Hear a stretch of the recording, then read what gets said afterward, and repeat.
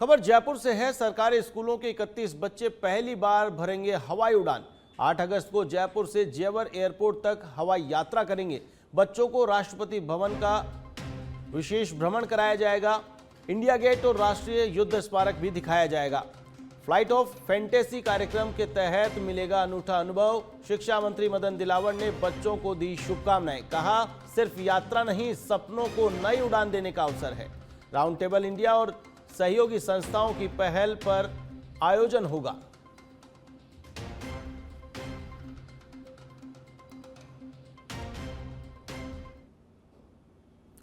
सिरोही के राजकीय महाविद्यालय में छात्र संघ चुनाव बहाली की मांग को लेकर एबीवीपी ने जोरदार प्रदर्शन किया। प्रदर्शन के दौरान कॉलेज परिसर में जमकर नारेबाजी हुई और पुलिस व छात्रों के बीच तीखी नोकझोंक देखने को मिली। पुलिस ने एबीवीपी इकाई अध्यक्ष रोहित मीणा को हिरासत में ले लिया, जिसके बाद माहौल गर्मा गया। एबीवीपी कार्यकर्ताओं ने वर्ष 2023 में छात्र संघ चुनाव बंद होने को लेकर विरोध जताया। इसी दौरान 93 लाख रुपए की लागत से निर्माणाधीन रंगमंच के शिलालेख को लेकर भी विवाद खड़ा हो गया। कार्यवाहक प्राचार्य ने लिखित स्पष्टीकरण देकर निर्माण को छात्र निधि एवं विकास समिति के कोष से होना बताया।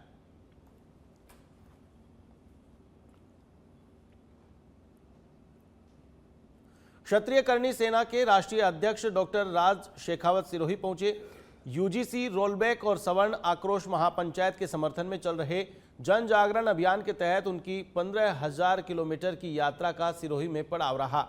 मीडिया से बातचीत में डॉक्टर शेखावत ने केंद्र सरकार पर निशाना साधते हुए सवर्ण समाज के अधिकारों को लेकर आवाज उठाई। उन्होंने कहा कि 23 अगस्त को दिल्ली में आर पार की लड़ाई लड़ी जाएगी और बड़ी संख्या में लोग महापंचायत में शामिल हों। डॉक्टर शेखावत ने कहा कि यह आंदोलन सवर्ण समाज के अधिकारों और सम्मान की लड़ाई है। उन्होंने लोगों से दिल्ली पहुंचने की अपील की। यह दुनिया झुकाने वाला चाहिए, और आपने देखा युवाओं में जो आक्रोश है, अभी अभी जंतर मंतर पे आपने देखा, बिल्कुल वही विषय है। ये यूजीसी ले लो या नीट ले लो, चाहे पेपर लीक ले लो, ये सभी छात्रों से जुड़े हुए विषय हैं और छात्र आक्रोशित है। यूजीसी को लेकर अब छात्र जो है वो जागृत हो चुके हैं। सभी संसद में बात करते हैं एससी, एसटी और ओबीसी की, सामान्य वर्ग की बात करने वाला मैंने कोई सुना ही नहीं। यानी सीधी सीधी बात है कि सामान्य वर्ग के वोटों की इनको आवश्यकता नहीं है, तो इनको वोट नहीं देंगे। डीडवाना से खबर है, नगर निकाय और पंचायत चुनाव को लेकर बैठक हुई है। जिला कलेक्ट्रेट सभागार में जिला निर्वाचन विभाग की बैठक आयोजित हुई। जिला निर्वाचन अधिकारी अवधेश मीणा ने यह बैठक ली है। मतदाता सूचियों के निरंतर अद्यतन, मतदान केंद्रों से संबंधित व्यवस्थाओं, स्वीप गतिविधियों सहित चुनावी व्यवस्थाओं पर समीक्षा की गई। उप जिला निर्वाचन अधिकारी रतन कुमार ने अधिकारियों को दिशा निर्देश दिए हैं। प्रभावी समन्वय के साथ जिम्मेदारी का निर्वहन करने के लिए कहा है। निर्वाचन प्रक्रिया सुचारू व निर्बाध रूप से संपन्न कराने के लिए भी कहा गया है।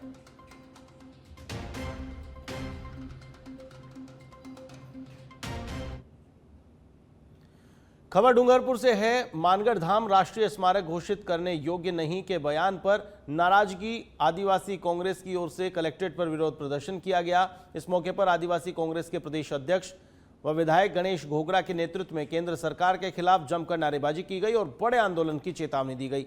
घोगरा ने कहा कि प्रधानमंत्री नरेंद्र मोदी खुद मानगढ़ धाम आए थे, जहां उन्होंने 1913 के मानगढ़ नरसंहार में शहीद हुए 1500 से अधिक भील आदिवासियों को नमन किया था। देश का आदिवासी जाग चुका है अपने अधिकार के लिए। मानगढ़ धाम हमारी एक धरोहर है, मानगढ़ धाम हमारा एक गौरव है, और ये मानगढ़ धाम को स्मारक, राष्ट्रीय स्मारक घोषित नहीं करेंगे यूं कहकर पूरे आदिवासियों, पूरे हमारे भीलों का अपमान किया है। और आने वाले समय में पूरे देश में अगर आंदोलन करना करौली जिले के हिंडौन उपखंड क्षेत्र में निर्माणाधीन पुलिया की गुणवत्ता को लेकर ग्रामीणों ने सवाल खड़े किए हैं। करसोली कारवाड़ी मार्ग पर करीब 1 करोड़ 10 लाख रुपए की लागत से बन रही पुलिया की सुरक्षा दीवार निर्माण के दौरान ही दरकने लगी। ग्रामीणों का आरोप है कि निर्माण में मानकों की अनदेखी कर घटिया सामग्री का उपयोग किया जा रहा है। उन्होंने कहा कि समय रहते जांच नहीं हुई तो भविष्य में पुलिया की मजबूती और लोगों की सुरक्षा पर खतरा हो सकता है।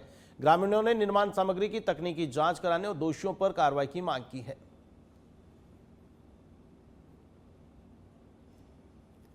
हाँ, जो पूर्ण रूप से टेंडर हुआ था, 1 से 1.25 करोड़ के बीच में टेंडर हुआ है, उसका काम अच्छे से नहीं हो रहा है। दूसरे नंबर जो पुलिया बनाई जा रही है उसमें एक तो घटिया सामग्री लगाई जा रही है, सरिया रिंग का काम नहीं हो रहा है, आप मौके पर देख सकते हो, ओनली खड़े खड़े सरिया किए जा रहे हैं। दूसरा नंबर सीजन की आज पहली बारिश है और पहली बारिश में बिना सपाट चलने के कारण जब पानी इतना आ रहा है और कभी 10-20 दिन बाद सपाट चल गई तो ये तो रुक ही नहीं सकता जिस तरीके से इसमें मटेरियल लगाया जा रहा है। बुलेटिन में खबरों का सिलसिला लगातार जारी रहेगा। वक्त तो चला एक छोटे से ब्रेक का।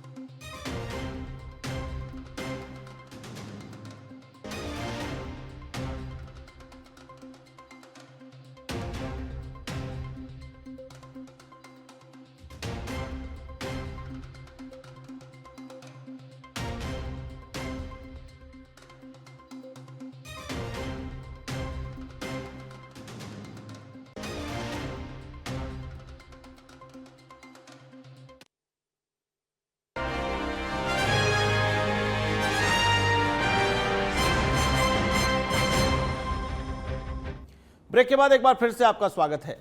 डूंगरपुर में भ्रष्टाचार निरोधक ब्यूरो यानी एसीबी ने महिला पटवारी शीतल भट्ट के खिलाफ रिश्वत मांगने के आरोप में मामला दर्ज किया है।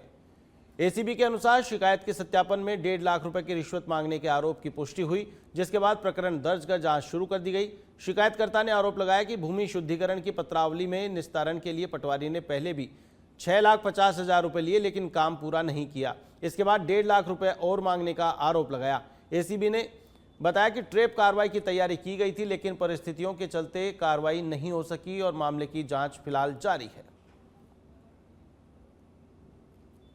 समय में परिवादी ने रिपोर्ट दी कि 6,50,000 रुपए उन्होंने उससे ले ली है और जब काम फिर भी काम नहीं हुआ तो वो 18/2/2026 को शीतल भट्ट पटवारी से जाके मिला और उनसे काम के लिए कहा। तो उन्होंने कहा कि पत्रावली एसडीएम ऑफिस में भिजवा दी है, पर इसमें 1.5 लाख रुपए और लगेंगे और 1.5 लाख रुपए दोगे तो मैं फाइल आगे से क्लियर कराऊंगी, जिस पर परिवादी द्वारा ब्यूरो पर प्रस्तुत रिपोर्ट पर कार्रवाई प्रारंभ करके और इसमें सत्यापन की कार्रवाई। अलवर के थानागाजी क्षेत्र स्थित प्रसिद्ध नंदेश्वर धाम में बड़ा हादसा सामने आया है। यहां कुंड में डूबने से 28 वर्षीय युवक की मौत हो गई। जानकारी के अनुसार अलवर के मियां क्षेत्र के देसुला गांव निवासी युवक अपने करीबी 1 दर्जन दोस्तों के साथ नंदेश्वर धाम घूमने आया था। इसी दौरान पैर फिसलने से वह गहरे पानी में चला गया और डूब गया। दोस्तों ने काफी मशक्कत के बाद उसे बाहर निकाला और अस्पताल लेकर पहुंचे, जहां चिकित्सकों ने मृत घोषित कर दिया। हादसे के बाद कुंड पर सुरक्षा इंतजामों को लेकर सवाल उठ रहे हैं। स्थानीय लोगों ने प्रशासन से सुरक्षा दीवार और चेतावनी व्यवस्था की मांग की है। फोन आया था भाई कि इनके साथ ही गया जो भाई ऐसे ऐसे अनिल डूब गया है, आ जाओ आप हॉस्पिटल सरकारी में। उसके बाद हम भगे देखे तो मृतक कितने उम्र में?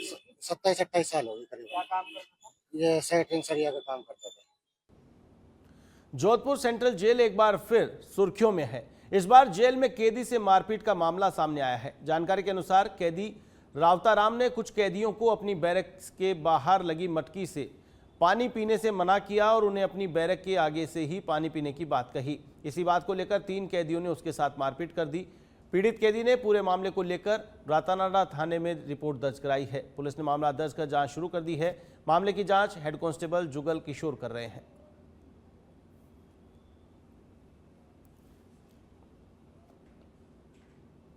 जयपुर रेंज आईजी राहुल प्रकाश के निर्देश पर नशे के खिलाफ चलाए जा रहे अभियान के तहत जयपुर ग्रामीण की आंधी थाना पुलिस ने बड़ी कार्रवाई की है। पुलिस ने सानकोटड़ा के पास NH 148 पर नाकाबंदी के दौरान एक XUV कार को रोककर 2 तस्करों को गिरफ्तार किया। पुलिस के अनुसार कार से 77 ग्राम MD और 3.21 ग्राम अवैध चरस बरामद की गई है। गिरफ्तार आरोपियों की पहचान जयपुर निवासी भवानी सपेरा और शाहिद खान के रूप में हुई है। पूछताछ में आरोपियों ने ग्रेटर नोएडा निवासी अभिमन्यु से मादक पदार्थों की खेप लाने की बात बताई। पुलिस अब मामले में आगे की कार्रवाई और सप्लाई चेन की जांच में जुट गई है। जयपुर पुलिस ने दौलतपुरा थाना क्षेत्र में हुई फायरिंग की वारदात का खुलासा करते हुए गैंग के 2 आरोपियों को गिरफ्तार किया है। ADCP वेस्ट राजेश कुमार गुप्ता ने बताया कि दौलतपुरा थाना पुलिस ने कार्रवाई करते हुए नीतीश कुमार मीना और अनिल कुमार मीना को पकड़ा है। पुलिस के अनुसार गिरफ्तार आरोपियों के खिलाफ विभिन्न थानों में आर्म्स एक्ट और हत्या के प्रयास जैसे गंभीर मामले दर्ज हैं। पुलिस अब आरोपियों से घटना में प्रयुक्त हथियार, वाहन, सहयोगियों और हथियार उपलब्ध करवाने वालों के स्रोत के बारे में पूछताछ में जुटी है। मामले में दौलतपुरा थानाधिकारी महेंद्र सिंह यादव के नेतृत्व में कार्रवाई की गई। धौलपुर पुलिस ने दिन दहाड़े हुई डकैती की वारदात का खुलासा करते हुए 4 बदमाशों को गिरफ्तार किया है। 28 जुलाई को शहर की दुर्गा कॉलोनी में हथियारों के बल पर बदमाशों ने घर में घुसकर परिवार को बंधक बनाया और डकैती की वारदात को अंजाम दिया था। पुलिस के अनुसार आरोपी लड़के का रिश्ता करने के बहाने घर में दाखिल हुए थे और सोने चांदी के जेवरात व नकदी लेकर फरार हो गए। पुलिस ने आगरा जिले के रहने वाले 4 आरोपियों को मामले में गिरफ्तार किया है। उनके कब्जे से कट्टा, 2 जिंदा कारतूस और वाहन भी बरामद किया है। पुलिस अब अन्य आरोपियों और लूट के माल की बरामदगी में जुटी हुई है।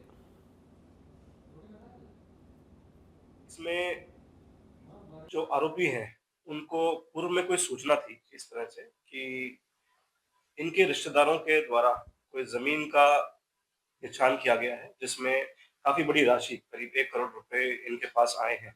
उसी को लेकर उसी सूचना के आधार पर जो आरोपी हैं उनके द्वारा पूरा घटनाक्रम प्लान किया गया और उन्होंने 28 तारीख को जो भरतपुर जिले के बयाना क्षेत्र में मानसून की पहली बारिश के चलते बरेठा डैम में पानी की आवक लगातार बढ़ गई है। जिले के सबसे बड़े बांधों में शामिल बरेठा डैम का जलस्तर करीब 26 फीट तक पहुंच गया और भराव क्षमता के करीब पहुंचने के कारण प्रशासन अलर्ट मोड पर है। जल संसाधन विभाग के अधिकारी लगातार जलस्तर की निगरानी कर रहे हैं। अधिकारियों ने नदी किनारे और निचले इलाकों में रहने वाले लोगों से सतर्क रहने की अपील की है। प्रशासन ने लोगों से नदी नालों के पास नहीं जाने और दिशा निर्देशों का पालन करने को कहा है। जलस्तर बढ़ने पर सुरक्षा के लिहाज से डैम के गेट खोले जा सकते हैं।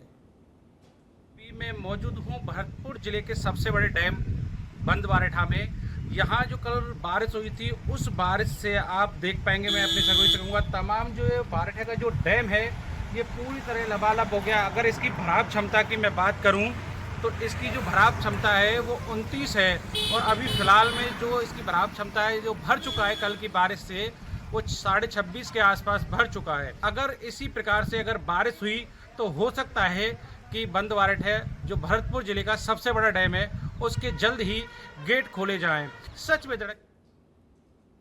भरतपुर जिले के बयाना क्षेत्र की ग्राम पंचायत परोवा में ग्रामीण सेवा शिविर का आयोजन किया गया। शिविर में विभिन्न विभागों के अधिकारियों और कर्मचारियों ने ग्रामीणों की समस्याएं सुनी और कई मामलों का औचक निरीक्षण भी किया। कार्यक्रम में ग्रामीणों को केंद्र और राज्य सरकार की जन कल्याणकारी योजनाओं की जानकारी दी गई। राजस्व, चिकित्सा, परिवहन और समाज कल्याण विभाग से जुड़ी योजनाओं का लाभ लेने के लिए लोगों को जागरूक किया गया। शिविर प्रभारी भूदेव शर्मा के नेतृत्व में आयोजित कार्यक्रम में बड़ी संख्या में ग्रामीण शामिल हुए। पात्र लोगों को सरकारी योजनाओं का लाभ दिलाने की प्रक्रिया भी पूरी की गई।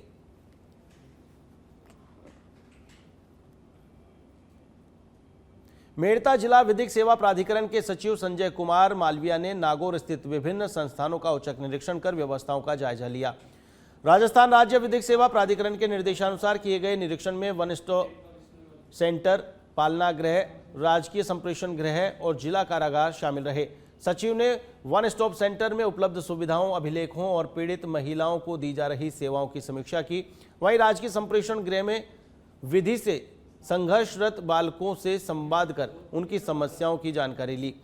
उन्होंने बच्चों की शिक्षा, स्वास्थ्य, भोजन और देखभाल व्यवस्थाओं को लेकर अधिकारियों को आवश्यक दिशा निर्देश दिए। जिला कारागार में भी व्यवस्थाओं का निरीक्षण किया गया।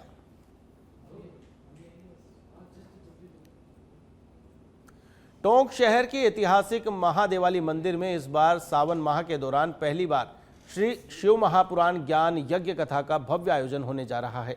10 अगस्त से शुरू होने वाले इस धार्मिक आयोजन को लेकर तैयारियां पूरी कर ली गई हैं। आयोजन का शुभारंभ महिलाओं की कलश यात्रा और आकर्षक झांकियों के साथ होगा। वृंदावन के कथावाचक पुरुषोत्तम शरणदास महाराज प्रतिदिन दोपहर 1 बजे से शाम 5 बजे तक शिव महापुराण कथा का वाचन करेंगे। आयोजन के पहले दिन शोभा यात्रा के बाद श्री श्याम अखंड ज्योति पाठ का भी आयोजन होगा। आयोजन महादेवारी मंदिर में महादेवाली विकास समिति द्वारा आयोजित किया जा रहा है। इसमें 10 तारीख को भूतेश्वर महादेव मंदिर सवाई माधोपुर चौराहे से कलश यात्रा निकाली जाएगी। 11